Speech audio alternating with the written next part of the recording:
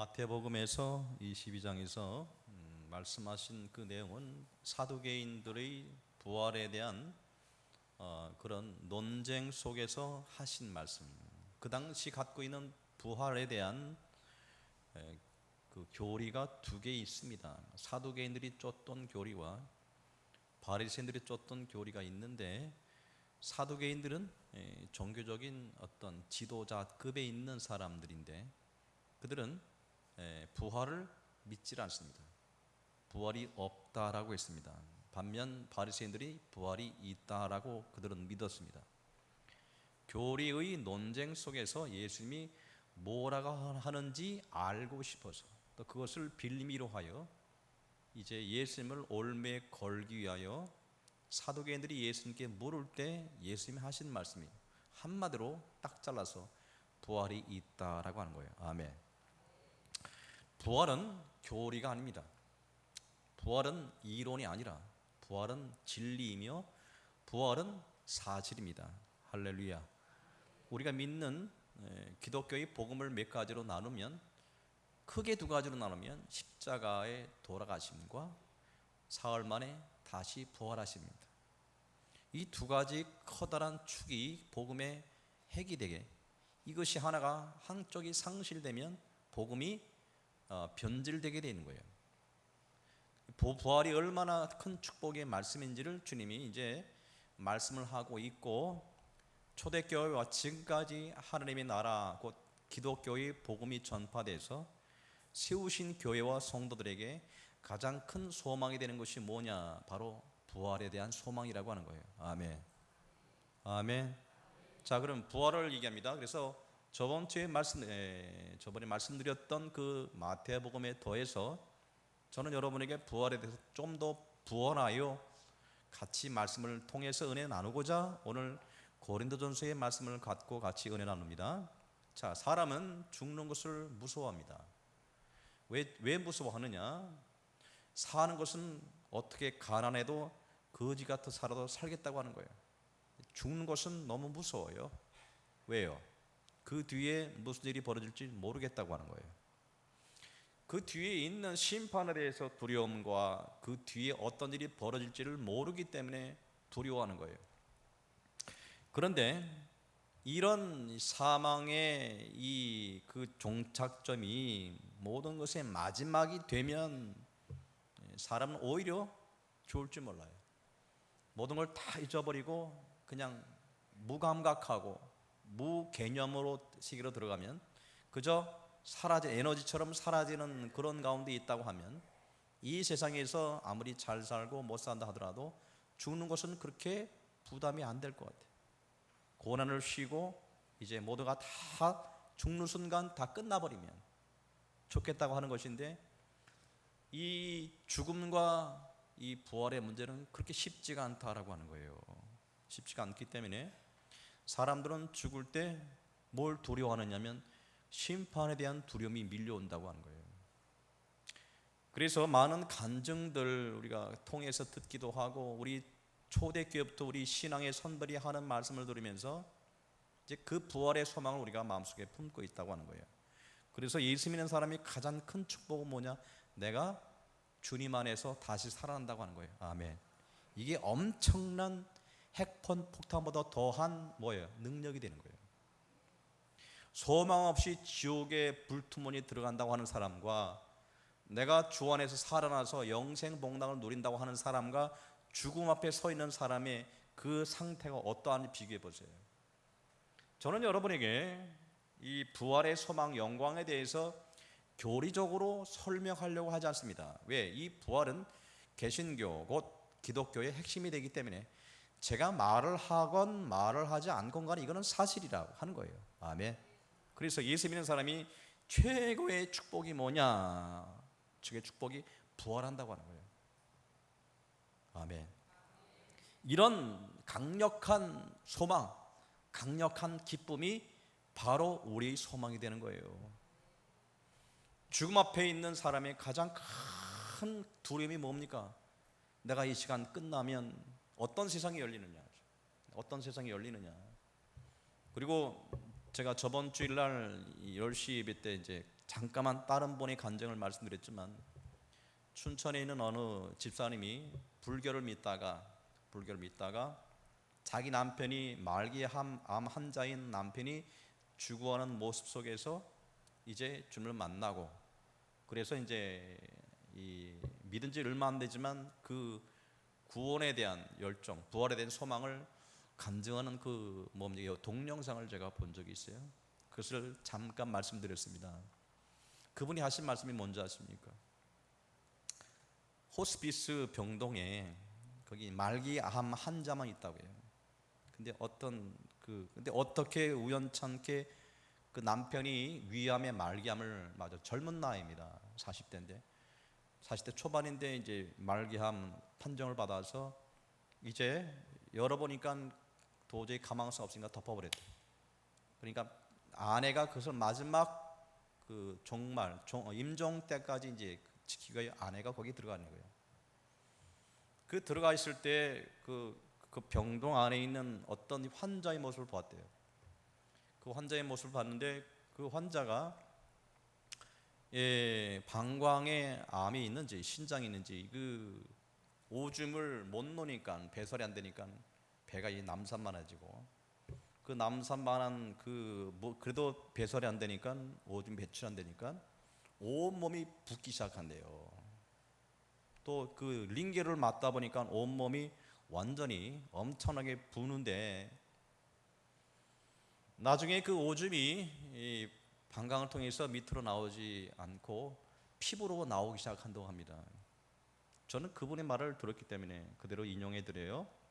그러니까 그분 곁에 가면 완전히 썩은 냄새 나고, 무슨 냄새가 나냐면 완전히 쩔은 뭡니까 이게 이 오줌 냄새로 아주 그냥 모양도 탱탱 불어 있고 썩은 냄새도 나면서 새카맣게 죽어가는 모습을 보죠.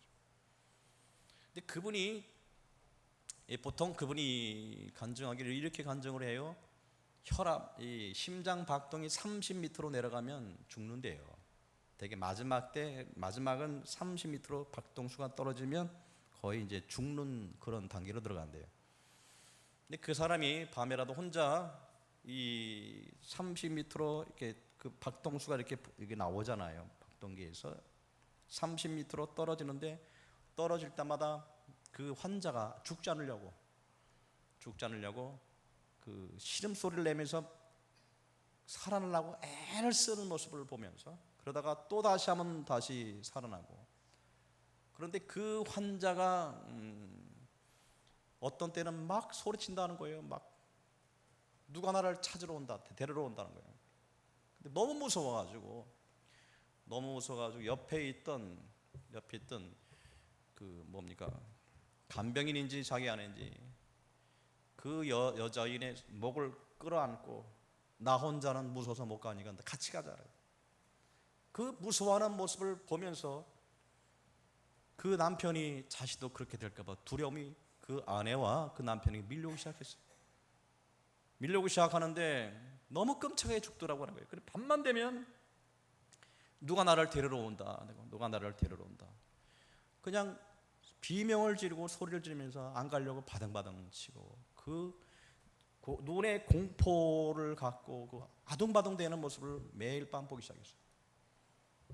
결국 그래서 죽게 되었는데, 그것을 본 뒤부터 이 남편이 죽음에 대한 두려움이 밀려오기 시작했다는 거예요. 그 남편이 하는 말에 내가 저렇게 죽지 않고 싶어. 저렇게 죽을 수가 없다. 내가 죽으려면 좀 저렇게는 안 죽고 갔으면 좋겠다. 아주 애원을 한다는 거예요. 어떻게 좀 해서 나도 저렇게 죽지 않게 해달라. 그 당시 이 여자가 이제 불교 신자였다고 그래요. 그러니까 가만히 생각하니 너무 불쌍하다고 하는 거. 자신도 죽음에 대한 그 두려움이, 과거에는 죽음이라고 생각하는 것이 이론적으로만 생각했다는 거예요. 이 죽음은 멀리 있는 것, 죽음은 그렇게 내 삶에 이렇게 연관되지 않는 그런 것으로 알고 있었는데, 어느 순간에 죽음에 대한 공포가 자신 앞으로 팍 밀려오는 순간 그 죽음의 두려움에 대해서 치를 떨게 되겠다. 남편도 그 집사님의 손을 꼭 붙잡고 제발 나 좀 어떻게 좀 그렇게 죽지 않게 어떻게 좀 해봐라. 그 순간 자신도 모르게 그런 생각이 들었대요. 내가 남편을 결코 이렇게 보내서는 안 되겠다라는 생각이 들기 시작했대요. 이제 내가 정신 차려서 우리 남편을 그런 죽음을 보내지 말아야겠다는 그런 결심을 하게 되고, 그 순간에 기도가 나오는데 자신은 예수를 믿은 적도 없고 그저 그랬대요. 그저 교회에서 얘기하는 하나님이 그렇게 부르짖더라고요. 하나님 제발 살아계신다면 우리 남편을 제발 구원하여 달라고. 이제 구원해 달라는 얘기는 못 하겠죠. 살려달라고. 살려주시고 그런 죽음으로부터 우리 남편을 지켜달라고, 그렇게 자신도 모르게 기도가 되더라고 하는 거예요. 그리고 그 기도를 마치고 그 다음 날부터 이 여인이 작심을 하고, 소위 예수 믿는 사람이 있으면 쫓아가서 데려다가 남편을 위해서 기도 좀 해다. 그 병원에 원목이 전도사님이 계신다는데 그 전도사님 보고 부탁을 해서 제발 우리 남편을 위해서 기도 좀 해 주십시오라고 하게 되고, 그러다가 이제 어느 시간이 질러서 이제 그 병원에서 소문날 정도로 그렇게 극성을 피기 시작했다고 하는 거예요.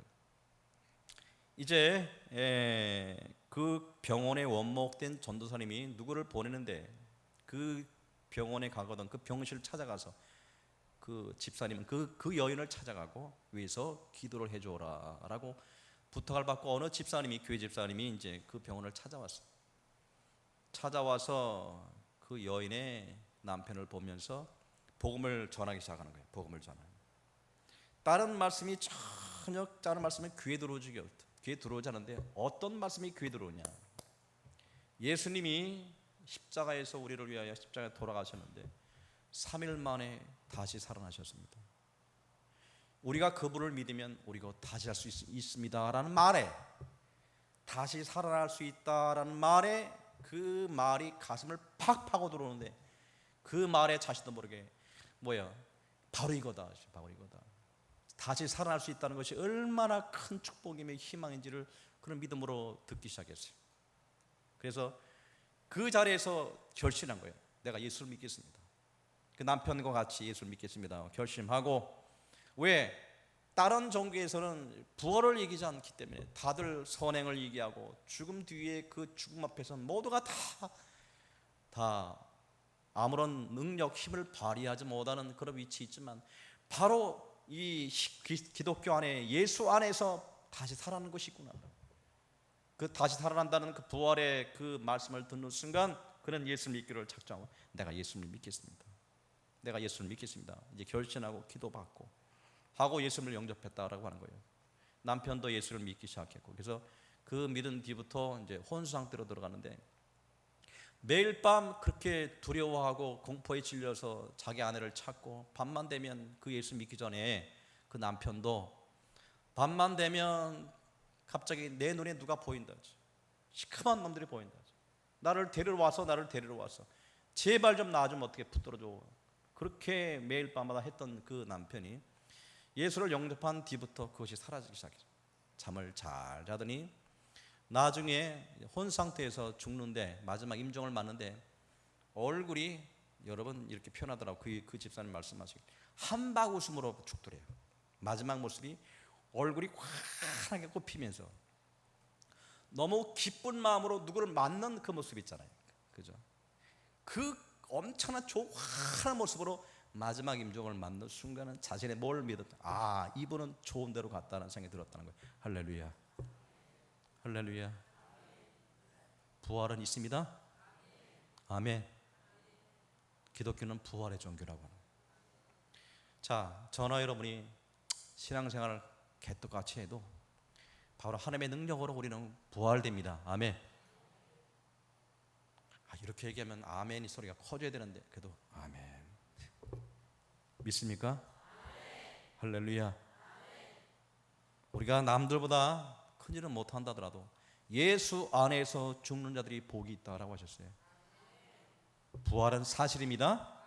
그런데 어저께인가요? 오늘 이 신문인가 봤더니 이런 기사가 올라왔어요. 브라질의 어떤 사람이 죽었다가 심장 박동이 죽어서 2시간을 갖다가 죽은 상태에 머물러 있다가 2시간 뒤에 다시 살아났다는 거예요. 지금 큰 대접특별로 올라왔어요. 보세요. 세상이 말하는 부활과 성경에서 말하는 부활이 틀려요. 세상에 말하는 부활은 뭐냐? 말 그대로 죽었다고 다시 살아나는 거예요. 맞습니까? 그러면 어떤 사람은 그런 얘기를 해요. 저도 이 얘기 들었어요. 저 시골에 이제 장사를 지내가지고 옛날에 시간에 병원에 이렇게 가지 않았잖아요. 집에서 이렇게 장사를 지냈잖아요. 병풍 치놓고 하는데 이 장례를 치우는데 갑자기 관을 열고 벌떡 일어나가지고 온 동네가 난리법석을 폈다 그래.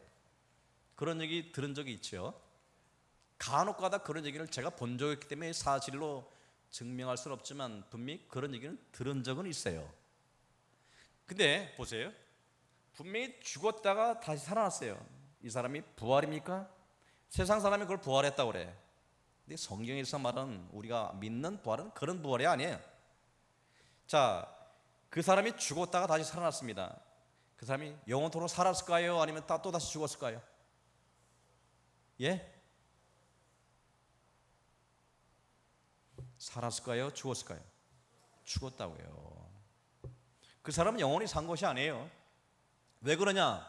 오늘 말씀 중에 땅에 속한 형체가 있고 하늘에 속한 형체가 따로 있도다라고 하는 거죠.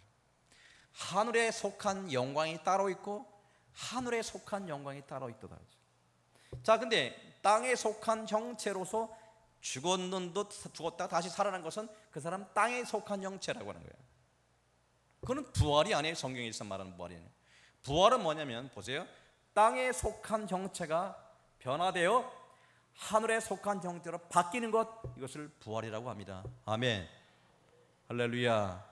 그러면 하늘에 속한 형체로 바뀌면 어떻게 되느냐?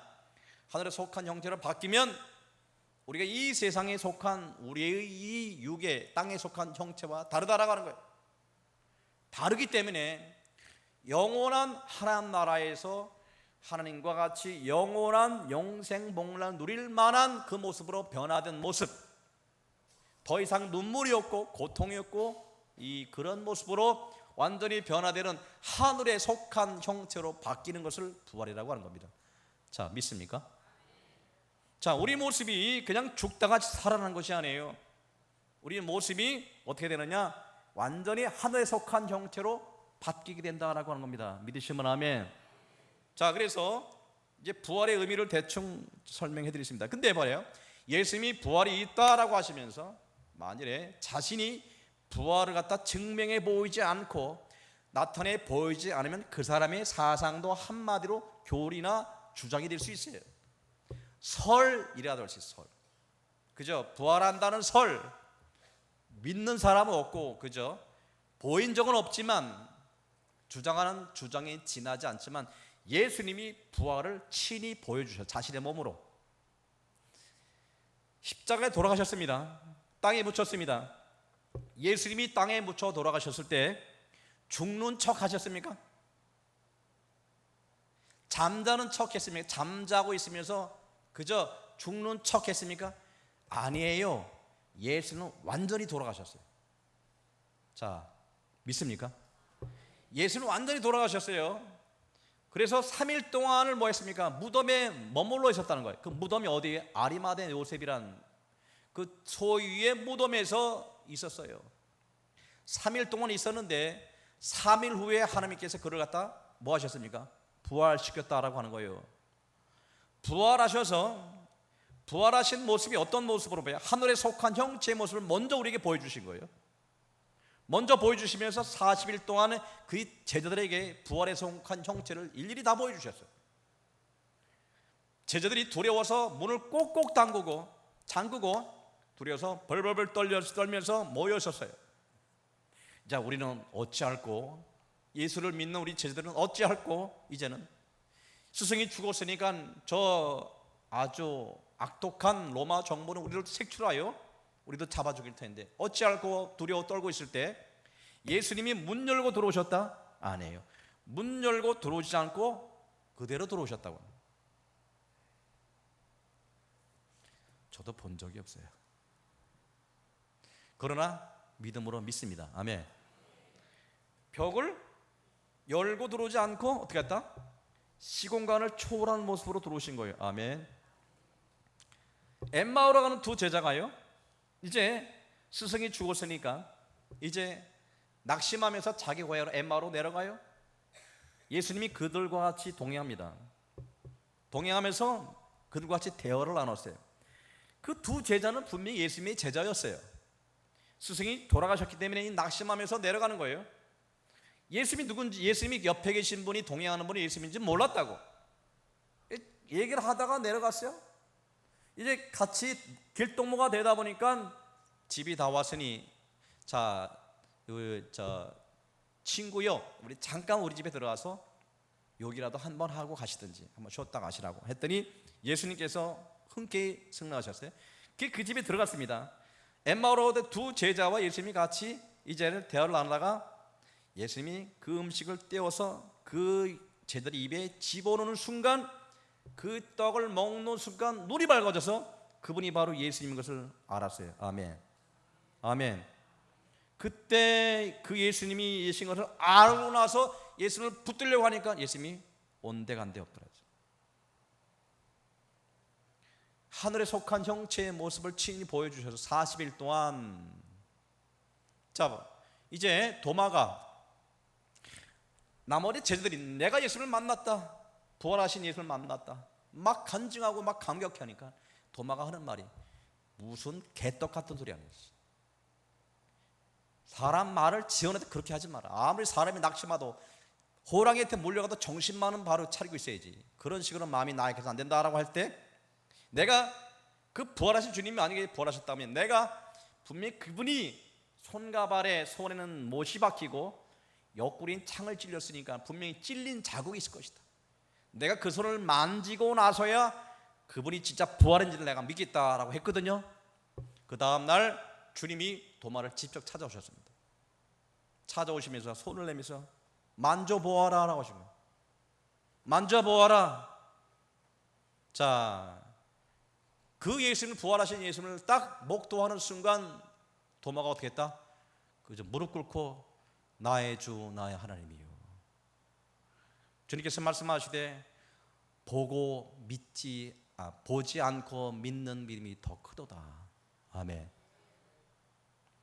부활하신 모습을 다 보여주신 다음에 처음에는 베드로와 12 제자에게 일일이 다 보여주신 다음에 11명의 제자죠. 다 보여주신 다음에 마지막 40일 뒤에 500여 형제들이 모여있는 상태, 보는 데서 구름을 타고 부활하신 주님이 승천하셨습니다. 주여, 부활하신 주님이 구름을 타고 승천하는 모습을 500여 형제 눈으로 봤단 말이에요. 한두 명의 500여 형제라고 하죠. 예수님의 부활은 분명히 많은 사람이 예수님이 죽은 것을 눈으로 목격했고 땅에 묻히는 것을 목격했던 사람들이었어요. 또 예수님 부활을 보니까 그들의 마음속에 확신이 생기게 된 거예요. 확신이 생기게 되는데, 자, 이제 이것을 수습해야 돼. 누가? 산헤드린 유대인들, 바리새인들이 수습을 해야 되는데 도저히 수습이 되지 않는 거예요. 왜? 분명히 부활하신 모습이 나타났거든. 나타났으니까 예수님이 십자가에 돌아가시고 부활하셨거든. 여기에서 이제 그들의, 기독교인들의 그 주장을 갖다가 이제 왜곡시키고 잘못됐다고 주장해서 그들이 뭘 주장하느냐? 예수님은 십자가에 죽는 척 했다, 잠자는 척 했다, 이런 식으로 왜곡한 거예요. 그러니 부활하신 주님을 그제서야 자들이 변명할 수 있으니까 분명히 예수님은 부활하셨습니다. 믿으시면 아멘. 아멘.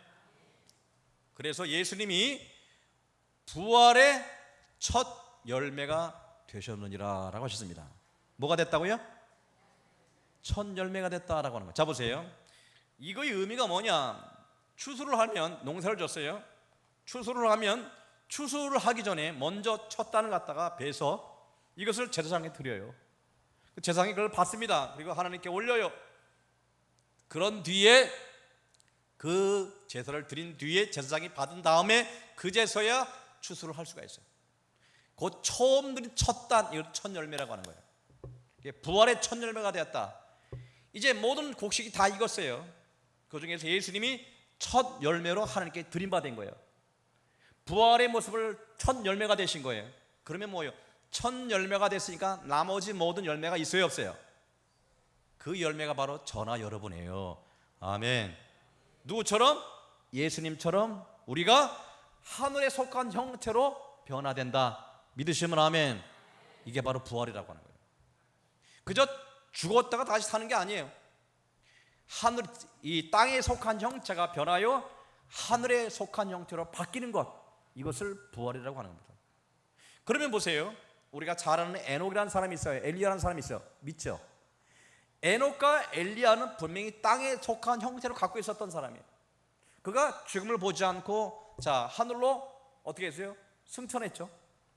하늘로 승천할 때 그때 여러분 세상의 땅에 속한 형체로서 천국에 들어갈 수가 없습니다. 천국에 들어갈 수 없기 때문에 우리가 알지 못하는 뭐가 이렇다? 변화가 그들에게 이루어졌다고 하는 거예요. 에녹이 그냥 그 모습으로 천국 갈 수 없습니다. 땅에 속한 형태로서는 하나님 나라에 들어갈 수가 없어요. 그 땅에 속한 형체가 호련히 변화되어 하늘에 속한 형태로 바뀌어서 그 하늘나라에 들어가게 된 거예요. 아멘. 빨리 보셔요. 데살로니가전서 4장 16절 17절을 봅니다. 데살로니가전서 4장 16절 17절.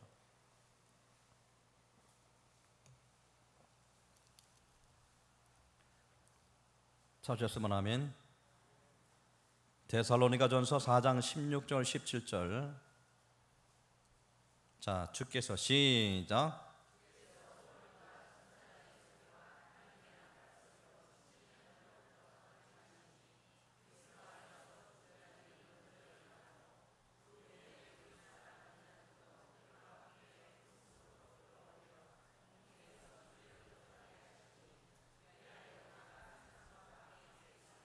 아멘.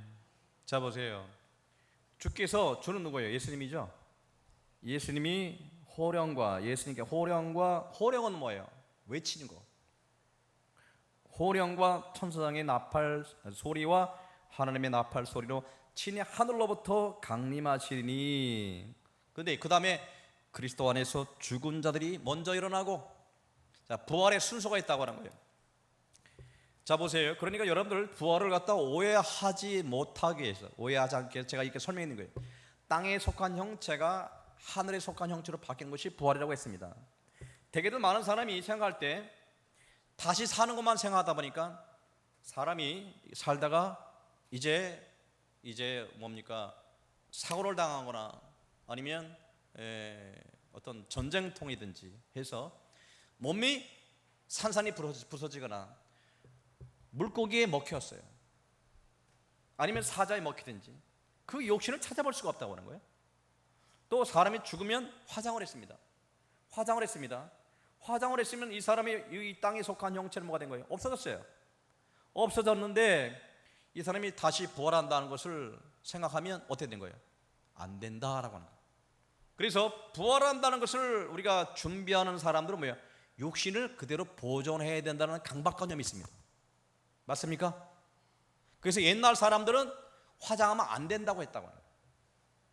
그러나 하나님의 능력을 제한한 사람, 모르는 사람이라고 하는 거예요. 그러면 만일 그렇다고 하면 물고기에 밥이 된 사람들, 아니면 짐승이 찢겨서 흔적조차 없어진 사람들, 그 사람들의 육체는 부활 못한다는 얘기죠. 우리 하나님의 능력을 우리가 제한하고 있다는 거예요. 능력을 우리는 잘 측량하지 못하고 있다고 하는 거예요. 단지 부활하는 그 모습은 땅에 속한 형체가 변하여 하늘에 속한 형체로 바뀌는 거예요. 아멘. 할렐루야. 그러니까 우리가 육신이 보존되지 않더라도, 그 모습이 없다 하더라도 하나님께서 우리를 왜 기억하지 못하시겠느냐. 그 모습을 주님이 다 아시고 땅에 속한 형체가 호련히 변화되어 하늘에 속한 형체로 바뀌면서 무덤에서 먼저 일어난다는 것은 새로운 모습으로 일어난다는 얘기, 육체가 있어야 다시 일어난다는 얘기 아니라 어느 곳에 있든지 흔적 자투 없는 것도 모두가 다 새로운 모습으로 먼저 일어나게 된다. 아멘. 아멘. 그래서 저나 여러분이 화장을 당해서 다 흔적 없이 사라진다 하더라도, 납골당이 없다 하더라도, 그죠? 흔적이 없다 하더라도 여러분의 모든 하늘 땅에 속한 형체를 누가 창조하셨습니까? 하나님이 창조하셨으니 우리 형체가 없어서 하나님이 찾고 다니시겠습니까? 말도 안 되는 소리라고 하는 거예요. 하나님께서는 우리의 속한 형체를 다 기억하시고, 먼저 주께서 재림하실 때 먼저 주 안에서 죽은 자들을 먼저 일으켜 세우시고 다 부활시키시고, 그러니까 우리 살아있는 사람이 만약에 주님의 재림을 맞을 때 그 새로운 형체로 변화되는 순간은 첫 번째는 먼저 죽은 자들이 먼저 일어나요. 우리의 선배들, 주 안에서 죽은 사람들이 모두가 다 부활하는 거예요. 믿으시면 아멘. 그가 주 안에서 예수를 구주로 고백한 사람들, 예수에 속한 사람들은 모두가 다 일어나는 거예요. 믿습니까? 믿습니까? 그러나 예수 믿지 않은 사람들, 주께 속하지 않은 사람들 어떻게 될까요? 어떻게 될까요? 부활하지 못한다. 땅에 그냥 머물러 있어요. 왜 머물러 있느냐? 두 번째 부활 때까지 내버려 두는 거예요. 먼저 살아있는 자를, 주 안에 죽은 자들 먼저 일으켜 세우시고, 그 다음에 먼저 죽은 자들이 먼저 예수님을 영접하러 올라가요. 근데 그것이 우리 눈에 보이는지는 안 보이는지 모르겠습니다. 저는 그것까지 성경에 안 나와 있으니 말씀드릴 수 없겠고, 그 다음에 순서가 뭐예요? 살아있는 사람들의 순서가 되는 거예요. 그러면 우리 살아있는 사람이 뭐가 있습니까? 땅에 속한 형체가 있죠. 형체가 있습니다. 여러분 생각해 보세요. 내 나이가 70인데요. 내 나이가 지금 20인데요. 난 10살밖에 안 되는데요. 자, 나이, 고화, 그죠? 어떤 사람은 붉어질 수 있고, 어떤 사람은 못생긴 사람 될 수 있고, 어떤 사람은 잘생긴 사람 될 수 있고, 그 모습 그대로 청구하는 것이 아니라고 하는 거니까. 이 땅에 속한 정체가, 그 다음에 살아있는 사람은, 그 다음에 읽어보세요. 그 후에 시작.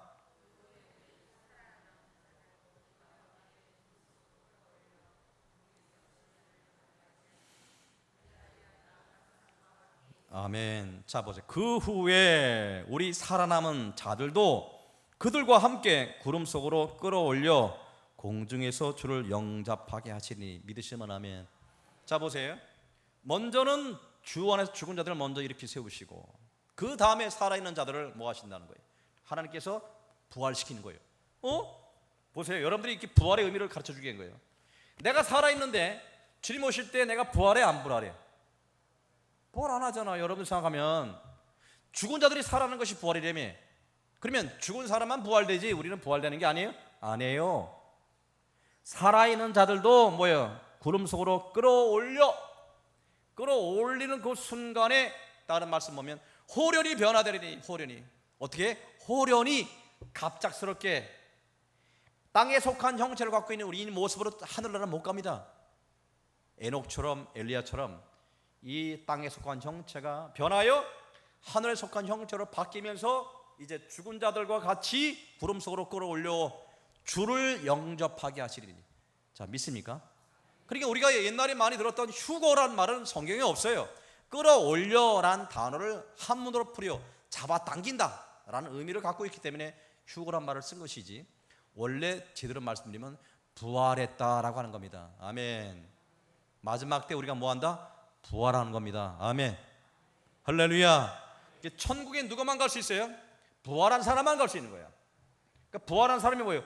죽은 사람은 자 하나님께서 일으켜 세우시고, 자 산 사람은 호련히 변화되어 땅에 속한 형체가 변하여 하늘에 속한 형체로 바뀌어서 들어가는 곳, 이것이 바로 하늘나라입니다. 믿으시면 아멘. 아멘. 저나 여러분은 반드시 한번 뭐가 된다? 호련히 변화된다라고 하는 것을 우리가 교리상에 이렇게 되는 거예요. 자, 예수 믿으면 뭐가 된다? 이제 그 예수를 믿으면 이제 구원받고 칭의 되고, 그다음에 성화라는 과정을 겪게 되고, 자 우리 이 세상 살 때 거룩하여지는 과정을 겪게 되고, 맨 마지막의 과정의 종착역이 뭐냐면 영화된다고. 영화. 성화 다음에 영화되는 거예요. 영화라는 영화롭도다라는 영화라는 의미는 glorified라는 glorified. 뭐냐, 새로운 모습, 호련히 변화되는 그 모습을 영화된다고 하는 거예요. 아멘. 할렐루야. 여러분 천국 가면 주님 말씀하신 거예요. 천국 가면 이게 사두개인들이 물었잖아요. 천국 가면 여기 한 여자가 있는데요. 자, 첫 남자하고 결혼해가지고 자식이 없었습니다. 그래서 먼저 죽었어요. 그 동생이 이제 그 여인이랑 서로 이제 결혼해서 자식을 낳으려고 하는데 자식이 또 없었어요. 또 죽었어요. 자, 7명의 이제 형제와 같이 결혼했습니다. 자, 이 여인이 죽었습니다. 천국 가면 자, 누구의 남편이 누구의 아내가 됩니까? 라고 물었다고 하는 거예요. 그 당시에 주님이 뭐라 가소롭게 보시면서 뭐예요? 너희들은 뭐예요? 부활도 모르고 아무것도 모른다고 하는 거예요. 하시면서 천국에는 못 없다. 시집도 안 가고 장가도 아니 간다. 왜 그렇습니까? 육에 속한 형체는 이 땅에 여기 삶에 합당하게 만들어진 거예요. 이게 만들어지려면 이 땅에서 생육하고 번성해야 돼. 그러니 암컷이 있어야 되고 수컷이 있어야 되는 거예요. 하나님께서 암컷을 두시고 수컷 두게 만들고 얼마나 오묘한지 모릅니다. 암컷 수컷가 때가 되면 서로 사랑하게 됐어요. 사랑해야 둘이 결혼해서 자식을 낳지. 자식을 낳으면 엄마란 존재는 뭐가 됩니까? 그 모성애가 있어요. 모성애 때문에 자식을 극진히 키우게 되는 거예요. 만일에 사람이 살아서 짐승이나 동물이나 사람이 자식을 낳기만 하고 낳자마자 버려버리면 이 땅의 모든 생육하고 번성하는 존재가 계속 이루어지겠습니까? 하나님께 주신 놀라운 본능은 뭐냐? 모성애를 주시고 때가 되면 남성과 여성이 사랑하게 만든 거예요. 이건 하나님의 섭리이며 작정이라고 하는 거예요. 그렇지 않습니까? 때가 되면 자기 남편을 찾아가요. 남편은 아내를 찾아요. 씨를 퍼뜨리게 되고 그 씨를 퍼뜨리면 낳으면 뭐하니까 그 어머니는 극진히 남편보다 자기 자식을 위해서 모성애로 키우게 되는 거예요. 이것이 이 땅에 주신 하나님의 생육하고 번성케 하시는 하나님의 축복의 경륜에서 이루어지는 겁니다. 아멘. 그래서 뭐가 있어야 돼요? 남편이 있어야 되고 아내가 있어야 되고 그래서 결혼을 해야 되고 거기서 자식을 낳는 거예요. 근데 천국 가면 이것이 필요 없잖아요. 천국은 완성된 곳에 가는 것이지 또 다른 지구에 가는 것이 아니에요.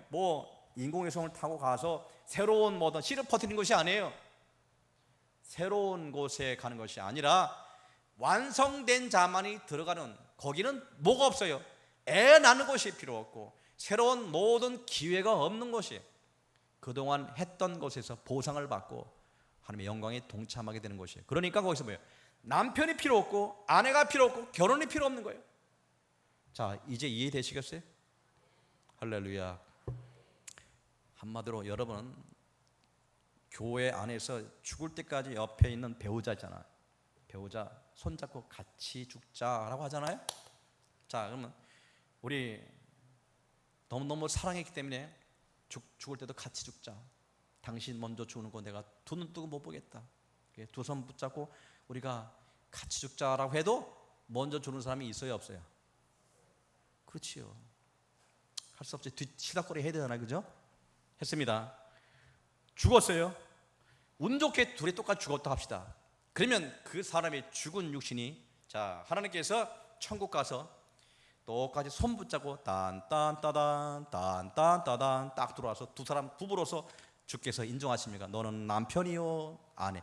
슬플 때나 기쁠 때나 계속 너의 배우자로 인정하십니까? 이런 법은 없다고 하는 것이. 천국에 가면 남편과 아내는 이 사람은 나의 남편이었다, 이 사람은 나의 아내였다라고 알고는 있지만 천국 가면 남편과 아내가 필요 없는 것이에요. 오직 하나님과 우리 사이만 존재해요. 아멘. 아멘. 여러분 꼭 남자나 여자가 묻잖아요. 당신 다시 태어나면 나하고 결혼할 거야, 안 결혼할 거야? 자, 물으면 제가 아는 여자들은 거의 대부분이 지겹게도 태어나서 당신하고 결혼하냐? 다른 남자하고도 한번 살아봐야 되지, 그러잖아요. 사람이요, 다시 태어나서 그 남자와 그 여자와 다시 만나서 결혼하는 것을 갖다가 이제 사람은 다시 작정할 수는 없지만 새로운 천국에 가면 여러분 옆에 있는 남자는 다시는 볼 수가 없어요. 여러분 남편 여러분 곁에 둘 수가 없다고 하는 거예요. 그러니 살아계실 동안 열심히 잘 많이 사랑하시기를 주님의 이름으로 부탁합니다. 왼수 같은 남편이라도 천국 가면 뭐예요? 다 똑같은 대상으로 여기시죠. 그러니까 아까 사도행전이 얘기했던 그 여인이에요. 7명의 남편이 두었다 하더라도 천국 가면 다 똑같은 공평한 상대로 대하고 있는 거예요. 거기에 누구의 남편, 누구의 아내가 될 수가 없는 겁니다. 아멘. 그래서 자, 부활에 대한 그 말씀은 너무너무 중요하기 때문에 오늘 다 마무리 못 지겠네요. 다음 주에 한 번 더 부활에 대해서 말씀드릴 테니까 다음 주에는 부활의 그 상급에 대해서 말씀드릴게요. 오늘은 우리가 부활할 수 있음을 우리가 깊이 명심하시면서, 그래서 마지막 한 말씀만 보고 한번 우리가 은혜 받기를 원해요. 자, 히브리서 11장 35절 말씀, 신약 히브리서 11장 35절 말씀.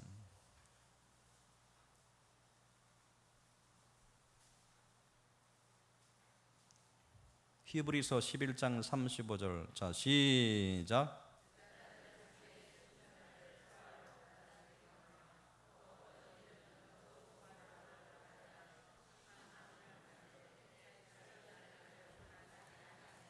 아멘. 자, 주목해 보세요. 히브리서에 쓸 때는 그 배경이 이거예요. 여자들은이라고 하는 것은 자기 남편이, 자기 자식이 죽거나 남편이 예수 믿는 목명으로 뭐였어요? 화형을 당하거나 사자밥이 됐거든요. 초대교회 그 엄청난 탄압이 있습니다. 그 집에 그 남편을 먼저 보낸 여자들은 자기의 죽은 자들을 부활로 받아들이게. 어떻게 된 거예요? 남편이 그렇게 처참하게 죽어가는 모습 볼 때 뭐예요? 부활의 신앙으로 그것을 이겨나갔다는 거예요. 우리 남편도 저렇게 죽음의 과정은 처참하지만 그는 새로운 천국에서 부활의 모습으로 다시 한번 태어날 거예요. 아멘. 그런 부활로 받아들이기도 하며, 또 어떤 이들은 더 좋은 부활을 얻고자 하여, 부활이 종류가 여러 가지가 있는데 더 좋은 부활을 얻고자 하여 심한 고문을 받되 구차히 풀려나기를 원하지 아니했다. 무슨 얘기냐면, 내가 주원에서 고통당하는 이 모든 것도 내가 더 나은 부활로 내가 다시 태어나기 위함이다. 굳이 내가 풀려나기를 원하지 않고 내가 속히 죽어, 내가 이 고난을 내가 심히 받아들여서 주를 위해 내가 죽어 저 영원한 더 좋은 부활로 다시 한번 영광 가운데 태어나기를 원하는 그 소망으로 불타올랐다는 거예요. 이게 초대교회 성도의 신앙이라고 하는 거예요. 아멘. 부활의 신앙이 사라지면 기독교는 맥없이 빠지게 돼요. 자, 안고 없는 찌빵이요. 또 뭐죠? 예? 이거 없으면 기독교가 존재할 수 없어요. 그래서 말씀하시기를, 사도 바울의 이야기를, 자, 부활이 없으면 예수 믿는 사람은 이 세상에서 가장 불쌍한 자이로다라고 하신 거예요. 아멘. 남들 좋은 거 먹을 때 못 먹어야 돼요. 그죠? 놀러 다니고 술 먹고 놀자 노세 젊어서 노세, 늙어지면 못 놀아니, 그죠? 인생 얼마 사느냐, 그죠? 먹고 마시고 부어라 신나게 놀자, 그죠? 남들 놀 때 못 놀고, 그죠? 주일날 예배 가운데 꼭 와서 예배 드리고 여러분 헌금 드리고 그잖아요. 봉사하고 헌신하고 안 믿는 사람 보면 무엇 때문에 이렇게 믿느냐라고 하는 거죠. 그죠? 예수 믿는 게 믿기 때문에 때로는 참아야 되고, 그죠? 이게 분명히 하나님의 뜻이 아니면 뭐 여러분 뭐예요? 입술을 꽉 깨물고 참아야 된다고 하는 거예요. 분명히 예전 같으면 그냥 주먹을 불고 이제 가서 금방 주워가고 싶지만 예수 믿는 것 때문에 참아야 된다고 합니다. 그러면 그것이 부활이 없다고 하면 저도 당장 내일로 목사직 다 때려치고 가서 먹고 싶은 거 다 먹고, 내가, 그죠? 세상에 제일 좋은 곳이, 돈만 있으면 좋은 곳이 세상살인데 구차스럽게 궁색하게 예수 믿고 다니겠는지, 당장은 저부터 나가서 뭐합니까? 살고 싶어요. 그러나 분명히 부활이 있기에, 하나님께서 우리에게 요구하신 모든 말씀이 사실이기에 우리는 그 안에서 소망을 바라보고, 남들이 하지 않는 것도 우리는 하고, 남들이 할 수 있는 것도 주께서 하지 말라 하시니 내가 그것을 기쁨으로 받아들일 수가 있는 겁니다. 아멘. 할렐루야. 부활이 그래서 축복이라고 하는 겁니다. 여러분 모두에게 목사님이 이렇게 예언을 하나 할게요. 여러분 잘 들으셔야 돼요. 여러분 모두가 다 죽습니다. 안 죽는 사람이 있으면 참 그분은 대단한 사람이지만 제가 장담하고 예언하기에 여러분 모두 죽습니다. 아멘. 싫으세요? 죽는데 예언합니다. 예수 믿고 잘 믿고 죽은 사람은 다 부활됩니다. 아멘. 아멘. 그래도 그렇게 자신이 없어요. 부활하면 좋고 안 돼도 괜찮고 그게 아니죠. 우리가 부활로 소망 바라보시면서 이 세상 살아가시면서 비록 이 세상 살아갈 때 남들만큼 부유롭게 살지 못하고 건강하게 살지 못한다 하더라도 남들보다 요절할 수도 있고 남들보다 불행한 삶을 살 수 있다 하더라도 주 안에서 죽는 자들은 복이 있다 하신 말씀처럼 부활의 소망이 우리를 용기 있게 하고 행복하게 하며 능력 있게 하는 겁니다. 여러분 모두 이런 은혜가 임하시기를 주님의 이름으로 축복합니다.